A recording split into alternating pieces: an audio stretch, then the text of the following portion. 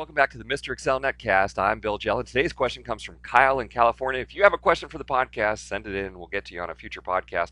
Kyle's setting up a workbook for his students to use when taking practice ACT test or SAT tests.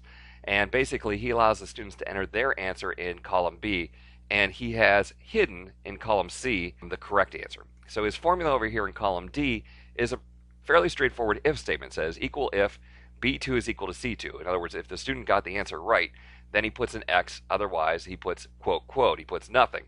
And everything was working great till Kyle came down to the end and used the count function to try and count how many X's there are. Well, the first problem we have is count only counts numeric values. It doesn't count text values. So then you might try and use the count A function. Count A is used for counting either numeric or text.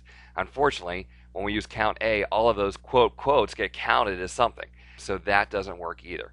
I told Kyle that we have to start using the count if function. We're going to look through the range of X's or blanks and count how many are equal to, in quotes, uppercase X. And sure enough, that works. We have 5. If someone gets the right answer here in question number 9, it increases to 6. So that's one solution. The other solution that I suggested was that instead of using an X and a blank, you just simply use a 1 and a blank. Copy that down to all of our cells. And then once the ones or blanks are there, it's very easy just to use the sum function to go through and sum up all of those 1 values.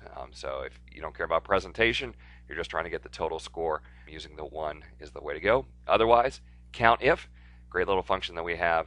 There's also a sum if function that we'll talk about some other day. Thanks to Kyle for sending in that great question. If you have a question, please feel free to drop us a line. Otherwise, we'll see you next time for another netcast for Mr. Excel.